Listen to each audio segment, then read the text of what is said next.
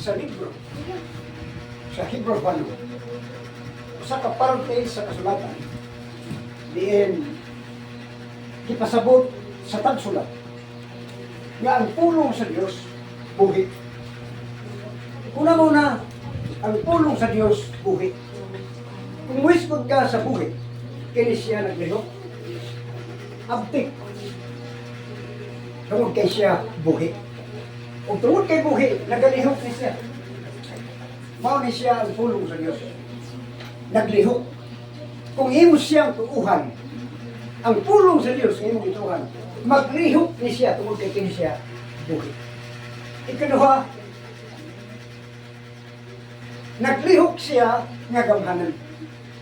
Dili lang siya naglihok nga ordinaryo nga imong patalimugan o imong dawaton.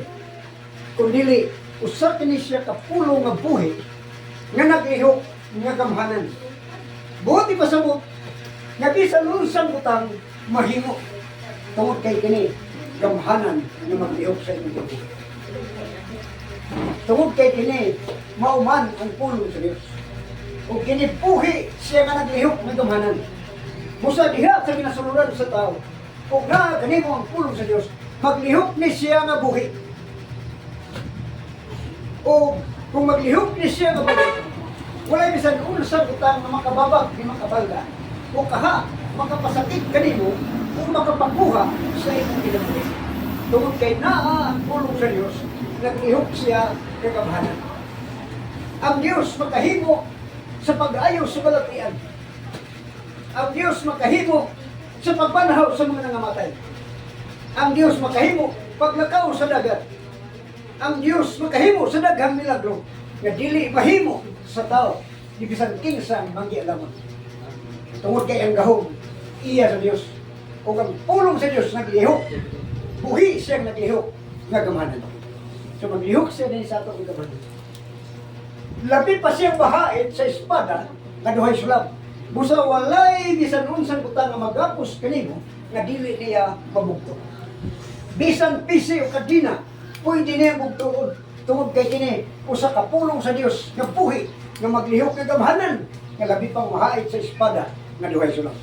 Kung ang mga bolt cutter makaputol o mga bolt nga dagko, ang pulong sa Dios nato pa mahait pa kaysa espada nga duhay sulab. Busa gamhanan. Kung tungod sa iyang pagkabuhi, naglihok ka gamhanan. Kunya, labi pang mahait sa espada ng Royalab. Dulot ni siya sa gitagbuan sa kalag o espiritu. O sa lutahan o sa kauyukan.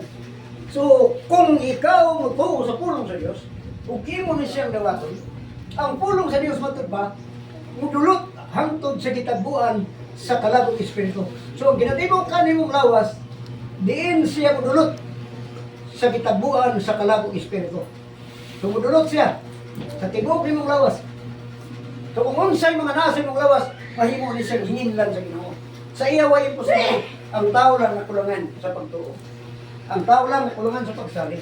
Na-underestimate niya ang gahom sa Dios. Kung usahay mo salig siya sa gahom sa tao o sa iyang kaugalingon. Ang Biblia nagpasidaan nga dili ka magsalig sa imong kaugalingon kaalam. Sumalig ka sa Diyos. Dinhi ang tao may dako nga pagkulang. Apa na itong hinumduman nga ang Biblia na ingon nga ang pulong sa Diyos buhi nga naglihok ng gamhanan. Gamhanan siya naglihok. Mahayit pa sa espada ng Royalab o mudulot sa gitabuan sa kalagong espiritu. O matod pa mutugkad sa mga hunahuna o katuyuan sa kasing-kasing. So ang pulong sa Diyos mutugkad sa hunahuna o sa katuyuan sa kasing-kasing. Tungod kay kini siya naglihok man ng gamhanan. So walay parte sa imong kinabuhi nga dili niya maabot. Siya lang ang makatugkad sa unahuna o makahibalo sa katuyuan sa kasing-kasing. Busa sa Dios walay butang na nagtago. Namatod pa sa unahan sa Versikulo 13. Sa pananaw sa Dios walay butang na nagtago. Kabuti ang kanang dayagman sa iyang mga anak. Okay. Mayroon nga pulong sa Diyos buhi. O tungod kaya Diyos wa may sinugdanan na huwag katapusan. Ang pulong sa Diyos wa say katapusan. So itong basahon ang Mateo 24, 35. Ang langit ug ang yuta moagi apan ang akong mga pulong dili manaw. Ang Ginoong Hesus nagsulti matag palibot. Mahanaw pa ang langit ug ang yuta. Apan ang akong pulong dili gayon mahanaw. Iyang gipasabot nga ang mga butang nga imong makita mahanaw ra mawagtan. Apan ang iyang pulong dili nimo makita. Ug tungod kay dili nimo makita, apan imo na siya mabate. Ug matoy pa niya magpabilin sa walay katapusan. Usa ko ng pulong sa Dios tuuhan nimo og dawaton, maglihok na siya nga buhi. Diha kanimo nga gamhanan. Nga dili matapos.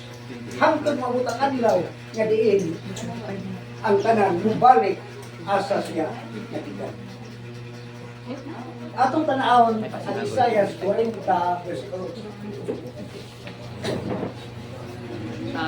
ang balili magakalaya ug ang bulak magakalaos apan ang pulong sa Dios magapabilin sa walay katapusan. Sumala ni ay matagpasoy.